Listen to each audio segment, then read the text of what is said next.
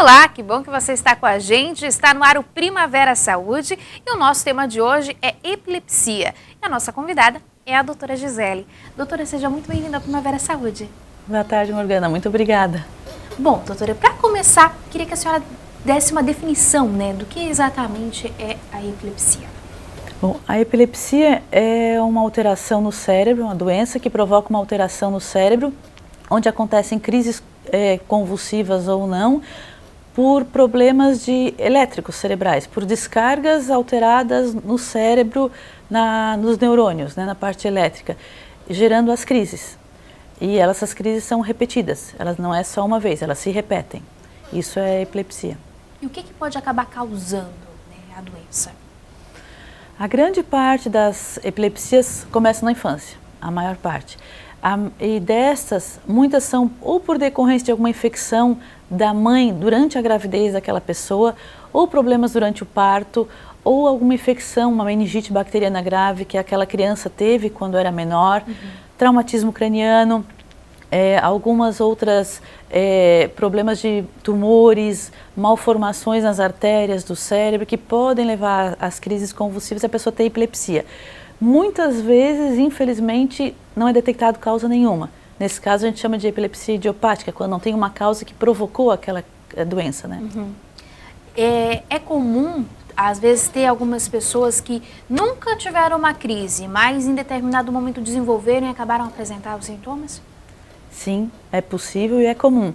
De cada 10 pessoas, uma pode ter uma crise convulsiva uma vez na vida e nunca mais ter nada. A epilepsia, ela acontece uma para cada 100 pessoas. Então é um número bastante expressivo, não são poucas as pessoas que têm epilepsia. E essa faixa, à medida que vai aumentando a idade, a partir dos 65 anos de idade, já começa também a aumentar o número de casos de epilepsia, seja por muitos motivos, AVCs, os derrames cerebrais, que como consequência no futuro também podem desenvolver epilepsia, traumatismos cranianos, quanto mais a pessoa passa o tempo, mais chance ela tem de bater a cabeça, Sim. Então isso também pode facilitar desenvolver epilepsia. Então qualquer pessoa, uma vez na vida, está sujeita a ter epilepsia, uma para cada 100, e crise convulsiva única, uma para cada 10 pessoas. É um número grande. Pode ser provocado por álcool, drogas, outras substâncias tóxicas. Eu trago aqui alguns dados, porque apesar da população achar às vezes estranho, às vezes ter um preconceito mesmo sobre essa doença, a epilepsia é muito comum. E segundo dados da Associação Brasileira de Epilepsia, dentre cada 100 pessoas, de 1 a 2 são epilépticas, E ainda, segundo a associação, no mundo são mais de 50 milhões de pessoas, com a doença. É um número bastante alto, doutora? É um número bastante alto. Aqui no Brasil nós temos milhares de pessoas com epilepsia também e infelizmente nem todas elas buscam atendimento médico adequado. Muitas param de tomar um medicamento sem orientação do médico, muitas param de ir ao médico para fazer acompanhamento. Às vezes é necessário adequar a dose do remédio ou mudar o tratamento conforme a pessoa está desenvolvendo aquela doença. E é um número bastante expressivo que atrapalha o dia a dia daquelas pessoas e muitas vezes, prejudica no trabalho, pode prejudicar na escola. E infelizmente existe muito preconceito em relação a isso, em todos os meios. Até eventualmente no meio da saúde ainda existe um pouco de preconceito em relação a isso. Passado todas essas centenas de anos que é descoberto que existe epilepsia, ainda existe preconceito. Como é que é feito o diagnóstico da doença? Bom, o diagnóstico principalmente pela história clínica, examinando o paciente, e ele pode ser confirmado por exame de função cerebral, que é o eletroencefalograma ou o videoeletroencefalograma. Também pode ser feito um Holter, que é um monitoramento mais contínuo de um eletroencefalograma, e exames de imagem para tentar descobrir a causa, como tomografia, ressonância, para afastar tumores, colher líquor, que é aquele líquido da espinha em caso de suspeita de meningite, Então esses são exames que a gente complementa para poder chegar a um diagnóstico mais adequado da causa daquela epilepsia. Existem alguns sintomas, fora as crises, que podem identificar ou não? A crise realmente é o fundamental, vamos dizer assim, para identificar? O principal é a crise, está na definição inclusive de epilepsia, a presença de uma ou mais crises em um determinado tempo por descarga anormal do cérebro. Então, o principal sintoma é a crise. Existem algumas síndromes epiléticas que elas têm algum outros sintomas associados, né? As pessoas com algumas crises especiais e algumas síndromes especiais dramáticas podem ter também piora no desenvolvimento neurológico, vão, digamos assim, tendo um processo mais degenerativo e vão evoluindo no seu desenvolvimento na infância. Mas o principal sintoma sempre são as crises, que podem ser de diversos tipos, mas continua sendo o principal sintoma. Como é que é realizado o tratamento nesses casos, doutora? O tratamento por uma reeducação da pessoa, uma quantidade de sono adequada, alimentação adequada, evitar álcool, drogas, substâncias tóxicas, né, drogas permitidas e não permitidas, e o medicamentoso, tratamento medicamentoso. E o medicamento tem que ser sempre orientado pelo médico, sempre com acompanhamento, tomar nas doses regulares, não mudar e nem parar o medicamento por conta própria, porque isso pode fazer desencadear algumas crises, né? Isso pode prejudicar o paciente, e manter uma rotina saudável, digamos assim. Com o tratamento, as crises, elas simplesmente desaparecem ou não? Pode ser que a pessoa ainda pode acabar tendo essas crises, né? Tudo depende do tipo de epilepsia, né? Quando ela começa na infância, 75% a 80% das crianças na vida adulta não vão ter mais crises e podem se livrar da medicação, ter uma vida normal, sem medicamento, mas não quer dizer que está curada da epilepsia, mas podem ter uma vida sem medicamentos. E na forma adulta, geralmente 70% das pessoas conseguem um bom controle com o medicamento. Só 30% não vão conseguir controlar adequadamente as crises. Ou seja, fazendo o tratamento adequado, tomando o remédio certinho, acompanhando com o médico, tem 70% de chance de não ter crise. Sim. Doutora, nos Estados Unidos, eles estão utilizando uma técnica de estimulação cerebral profunda, né? É uma alternativa utilizada principalmente em adultos, né? Ainda está em teste, eu acredito. Como é que está essa técnica? Você já tem informação se ela realmente pode colaborar, talvez, para evitar essas crises e realmente pode funcionar como uma nova técnica de tratamento? A epilepsia, ela é desencadeada no cérebro, além da descarga errada no cérebro, por uma substância que a gente chama de neurotransmissores. Essa estimulação tem alguns, em São Paulo, algumas universidades em estudos já um pouco avançados, mas é um procedimento invasivo, né? É feita uma cirurgia, colocada um eletrodo lá dentro do cérebro com estimulação para algumas crises, alguns tipos específicos de epilepsia, tem tido algum resultado. Só que se 70% dos pacientes conseguem controlar com medicamento, por que vamos partir para um procedimento mais invasivo? Então, isso é restrito, ainda em estudos mais avançados, para alguns tipos especiais de pacientes que vão se beneficiar com isso. Não está assim disseminado para... É muito específico, então. É muito específico mesmo, porque tem outras cirurgias que também são realizadas para algumas epilepsias mais dramáticas, né, mais catastróficas. Existem outras cirurgias que são feitas para esses tipos de epilepsia. Quais seriam essas cirurgias, doutora? Depende da epilepsia. Se é um tumor, retira-se o tumor. A mais comum no adulto é uma região do cérebro, no lobo temporal, que sofre uma atrofia. Aquela região, ela perde muitos neurônios e essa atrofia faz desencadear crises. Então é retirado essa parte específica, depois de muito estudo, muita análise, e sabendo se o paciente vai ter benefício, são feitos exames prolongados para saber se o paciente vai ter benefício com aquele procedimento, é feita a cirurgia para retirar essa parte do cérebro que desencadeia as crises. E o paciente fica livre de muitas das crises, não livre de medicamento, mas livre de muitas das crises que geralmente são pessoas que têm crises todos os dias, ou 3, 4, 10, 15 crises ao dia. Então é a epilepsia mais dramática nesses casos, né? Sim. Existem outros métodos que estão surgindo por aí que podem realmente ajudar quem sofre com essa doença? Basicamente o tratamento é feito através de medicamento, drogas anticonvulsivantes. Depois de anos sem ter nenhuma novidade no Brasil, nos últimos anos começaram a surgir medicamentos que já eram utilizados nos Estados Unidos, mas não tinham liberação no Brasil, agora eles liberaram. Então existem várias substâncias nos últimos 5, 10 anos para cá que estamos tendo disponibilidade de usar nos nossos pacientes, né?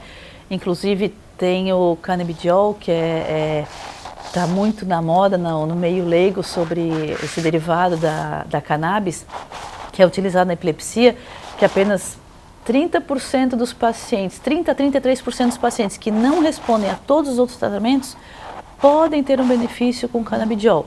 Como também pode ter benefício com essas outras drogas novas. É 30%, cada droga nova que a gente tenta usar no paciente, é 30% de chance que ele tem de responder àquela droga.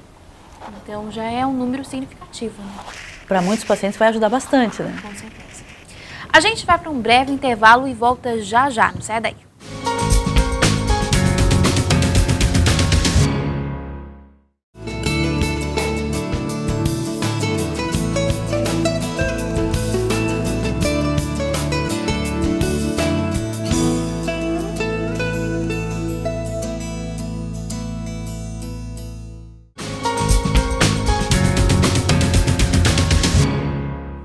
Estamos de volta e você pode participar com a gente através do telefone 3442-2012 ou ainda através de mensagem no WhatsApp para o número 85056342. O tema de hoje é epilepsia. Doutora, retornando aqui, a gente acabou citando nos sintomas principais da doença as crises, né? Mas a gente acaba vendo que tem alguns tipos de crises, né? Queria saber quais são esses tipos, então. Bom, são muitos tipos de crise que as pessoas podem ter. Existem as que a gente chama de focais, que a pessoa não perde a consciência, né, que pode ser simples, ou a gente chama de complexas, onde a pessoa não perde a consciência. Ela tem um formigamento no braço que dura alguns segundos, não confundir com outras doenças que também podem formigar braço, né? Tem muitas doenças que formigam o braço, mas ou começa a tremer o braço, que só o braço começa a tremer, ou só a perna começa a tremer, são as crises motoras simples que a gente chama. Ou a pessoa pode perder o contato com o meio. Ela começa a caminhar sem sentido, ou começa a falar coisas que não tem muito sentido naquele momento. A gente pergunta e ela não responde, e começa a caminhar a esmo, fazer movimentos que são estranhos na rotina, no dia a dia, ou do que ela estava fazendo naquele momento anterior, né? E isso dura alguns segundos, ou poucos minutos, e a pessoa volta como se nada tivesse acontecido, sem nem saber o que aconteceu.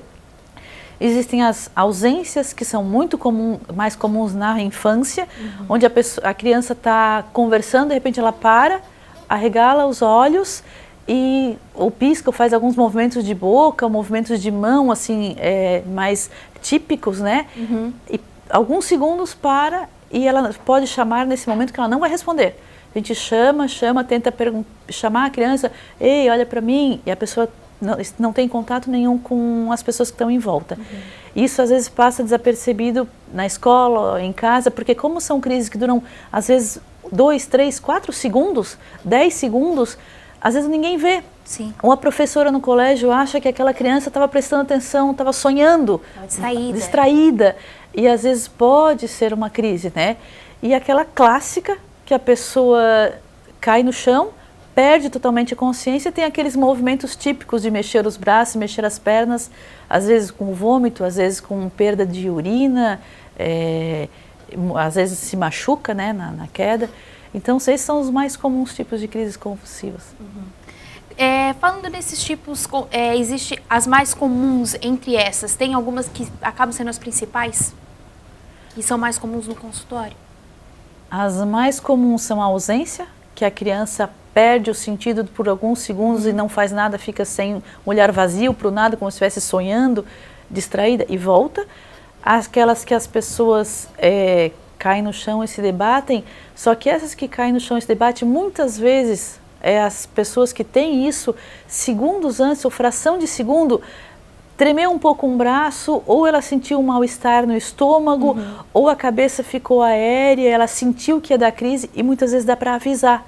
A gente orienta, se a pessoa tem um aviso de que vai ter a crise, e esse aviso geralmente é meio padrão para aquela pessoa, é sempre o mesmo tipo de aviso, a gente fala, grita, pede por socorro, senta no chão, deita se puder, chama alguém ou, né, que vai vir a crise. Na maioria das vezes vem a crise.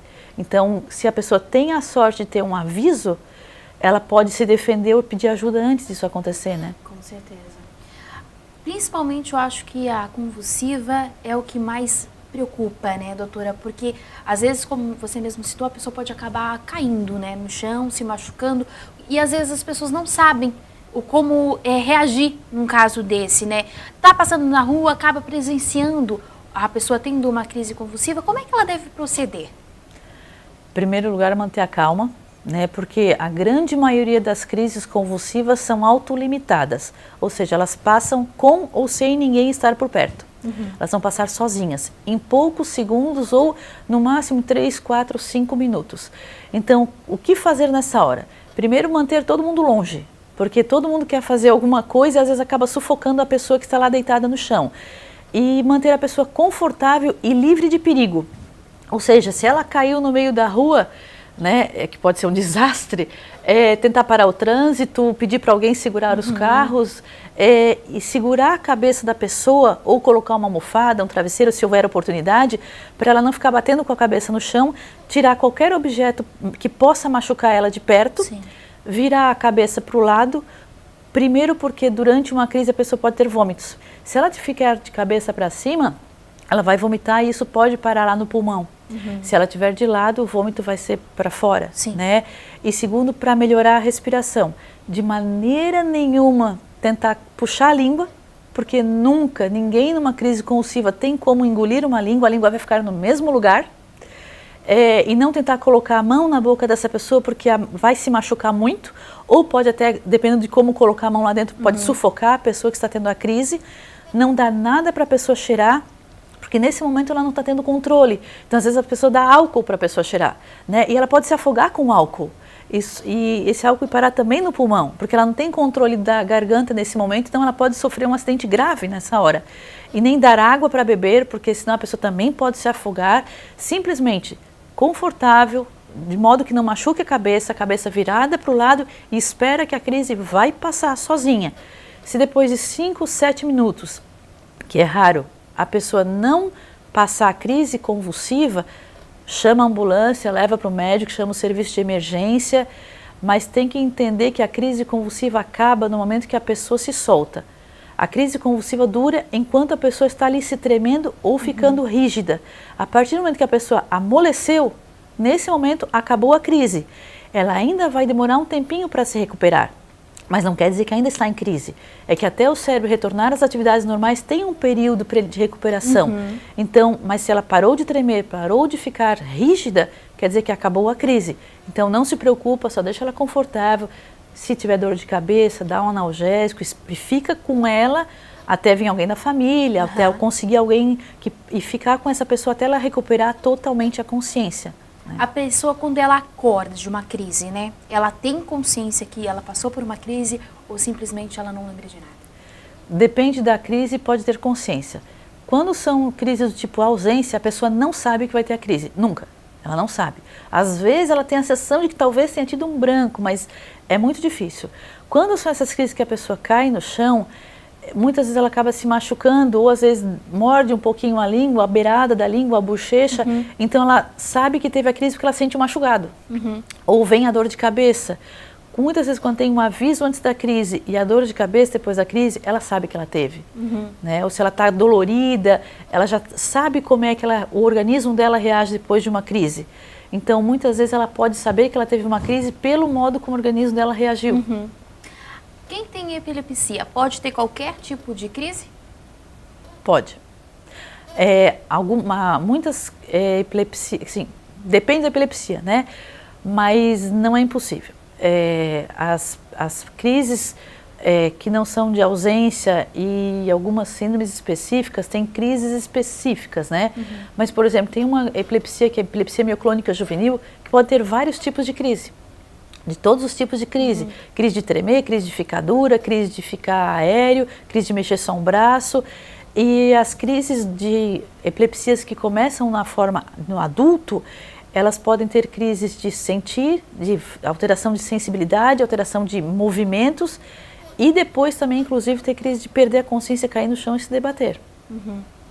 Agora eu queria saber um pouquinho, até para quem tem, né, epilepsia, por exemplo, esqueceu de tomar um medicamento, né, faz o tratamento certinho, mas aquele dia acabou esquecendo de tomar um medicamento, né? Qual é a orientação dada para esse paciente? Primeiro, anotar no celular, na agenda, na geladeira, para não esquecer de tomar o remédio. De jeito nenhum. Em todos os lugares que essa pessoa costuma ir, deixar um cartelinha com comprimidos do medicamento para não esquecer, né? Mas se porventura esqueceu, se passou 1, 2 horas, é que tem alguns medicamentos que têm duração de 20 a 24 horas no sangue, tem outros que têm duração de 12 horas no sangue, então dependendo do medicamento que ela toma. E outros medicamentos têm duração de 6, 8 horas no sangue, então tudo vai depender do tipo de medicamento que essa pessoa está tomando. Mas se ela esqueceu 1, 2, 3, passou 1, 2, 3 horas, 4 horas, tudo bem. Toma o medicamento na hora que lembrar. Mas se já lembrou, na próxima vez, está na hora de tomar a próxima dose, não. Toma aquela dose, não é para tomar a dose dobrado, porque senão pode, dependendo do medicamento, vai dar muito efeito colateral. Sim. Né? Então não é para dobrar a dose na hora que se lembrou só na segunda tomada. E avise o seu médico e tome mais cuidado nos próximos 3 a 4 dias, porque a falha de remédio é um dos principais motivos para desencadear a crise convulsiva. Então, ficar atento nos próximos dias e avisar com quem mora junto, eu esqueci de tomar o remédio, se eu tiver uma crise, me faz isso, eu posso ter uma crise. Sim. Não fazer atividade de risco, né, para não se expor a algum ferimento, machucado, né? Mas é basicamente isso para fazer. Tá certo, doutora. A gente vai para mais um intervalo e volta já já, não saia daí.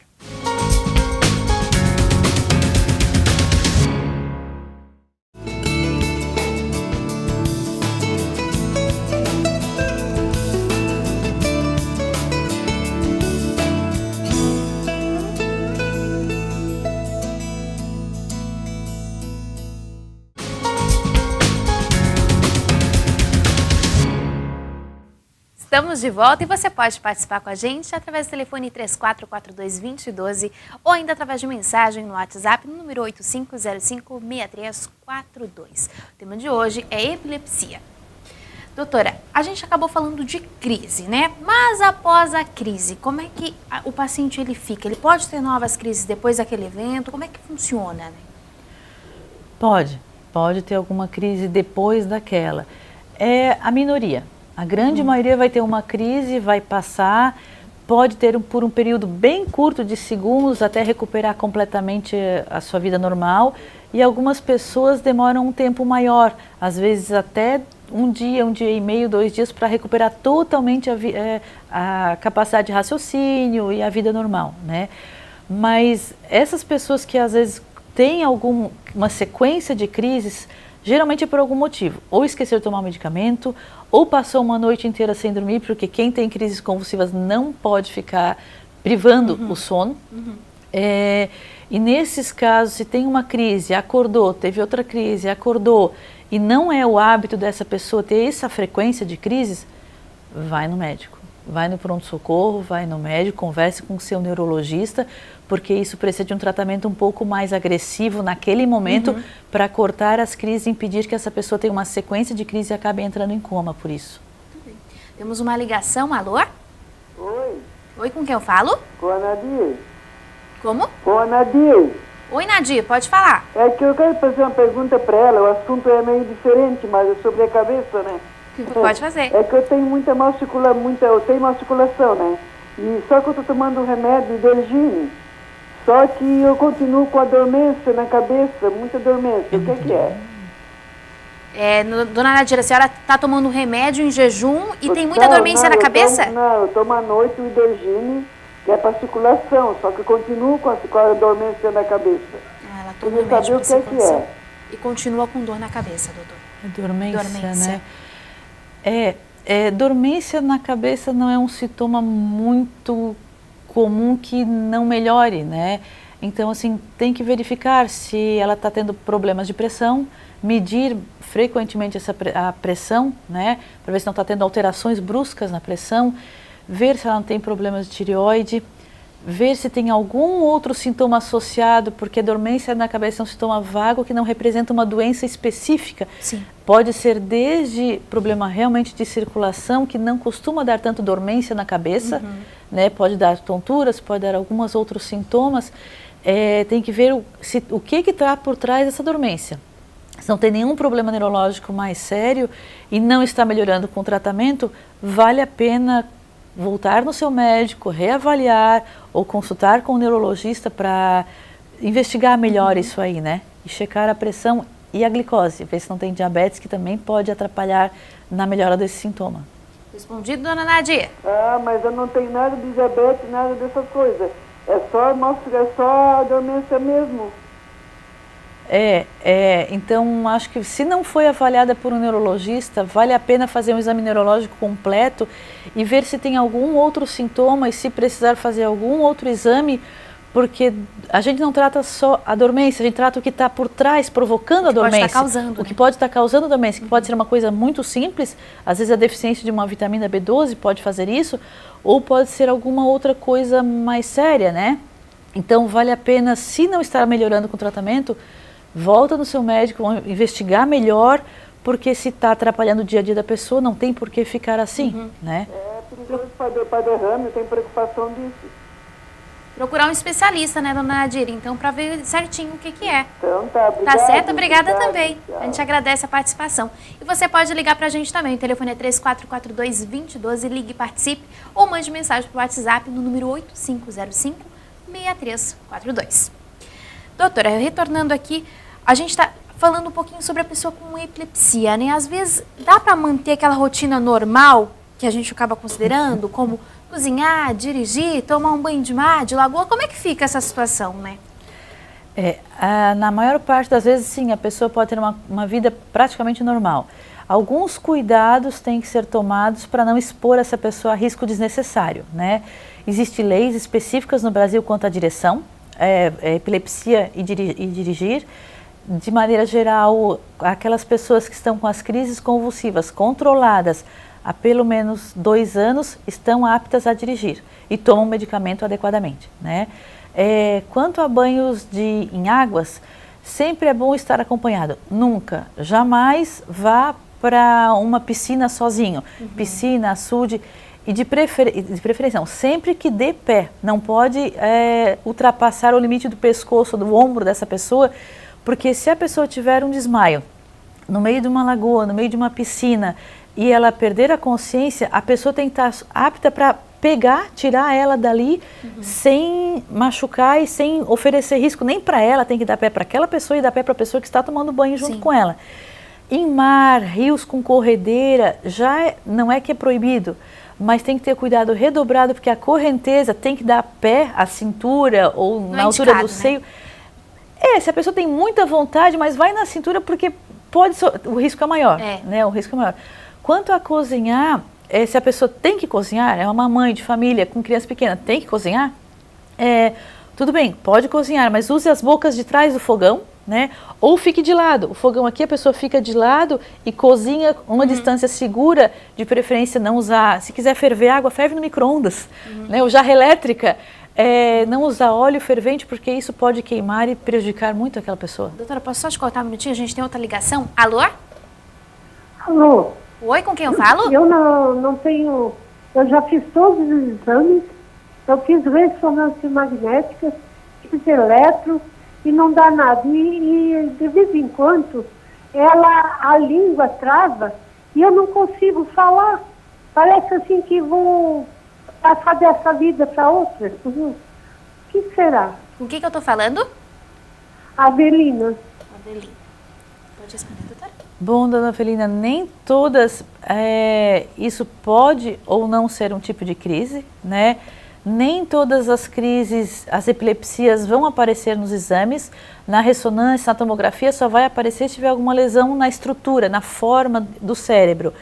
E no eletroencefalograma também pode não aparecer a alteração que provoca as crises de epilepsia, porque o eletroencefalograma vê um momento da vida. Se não é muito frequente essa alteração no cérebro, pode não pegar naqueles 20 minutos, meia hora. Então, nesses casos, pode ser indicado um eletroencefalograma prolongado, que tem alguns poucos lugares só em Santa Catarina, ou um eletroencefalograma de 12 horas ou 24 horas, ou um vídeo eletroencefalograma, para saber se isso é um tipo de epilepsia ou não. Mas tem outros problemas que podem existir. Pode ser uma isquemia transitória também, né? Dependendo de como está o cérebro, a circulação, se não tem nada entupido, se tem algum problema cardíaco, isso pode ser digamos, popularmente um ameaço de um AVC, né? Uma isquemia transitória também pode ser. Algumas outras causas, não necessariamente no caso dela, mas alguns problemas de depressão também pode acontecer isso. Mas os mais comuns é um tipo específico de crise, que às vezes não convulsiva, que às vezes não aparece no eletroencefalo, desculpe, crise não convulsiva, ou isquemias transitórias, que são aí problemas de circulação que falha a circulação naquele momento, naquela parte do cérebro responsável pela fala e depois volta a circular normal. Isso pode ser um aviso de no futuro ter um AVC. No caso, tem que investigar mais, né, doutora? Exato. Tá certo, então. Obrigada pela participação, Avelina. Bom, temos outra pergunta aqui. O Nilton do bairro Pinheirinho está perguntando qual a diferença entre crise conversiva e convulsiva. A crise convulsiva é um dos sintomas da epilepsia, né? A crise conversiva não é provocada por epilepsia, tá? Ela não é um fenômeno epilético. Ela é provocada por alterações mais emocionais, mais de origem psiquiátrica. Então, em algum momento ela pode ser parecida, ela pode ser muito semelhante ou imitar muito perfeitamente uma crise convulsiva. Eu já tive pessoas que só consegui fazer o diagnóstico durante a crise, fazendo o eletroencefalo, mas elas são de origens diferentes. A crise convulsiva é por essa alteração neurológica que pode ser por causa de epilepsia, e a conversiva tem um fundo mais de caráter psicológico, psiquiátrico, mais emocional. E a Flávia pergunta se as crises podem retroceder os avanços que conseguiu com tratamento e terapia. Retroceder, ela quer dizer parar de ter crises, Exatamente. imagino? Sim, podem. 70%, a epilepsia, na maioria das vezes, ela não tem cura, né? A maioria das doenças, na verdade, não tem cura. Mas a epilepsia não é uma doença que tem cura, ela tem tratamento. Sim. E sim, a pessoa pode se ver livre de crises com tratamento adequado, tomando o medicamento no horário certo, em 70% dos casos.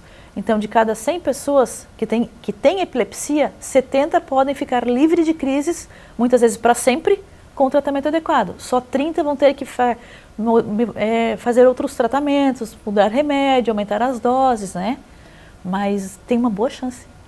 Bom, chegamos ao final do programa. Eu queria agradecer, né, doutora, a sua participação mais uma vez aqui no Primavera Saúde, né? Muito obrigada, obrigada a todos. Bom, a gente vai ficando por aqui. Vamos antes para o nosso momento de reflexão. Até agora, nada pedistes em meu nome. Pedi e recebereis, para que vossa alegria se cumpra. Primavera Saúde vai ficando por aqui. Nós voltamos semana que vem. Até lá. Tchau, tchau.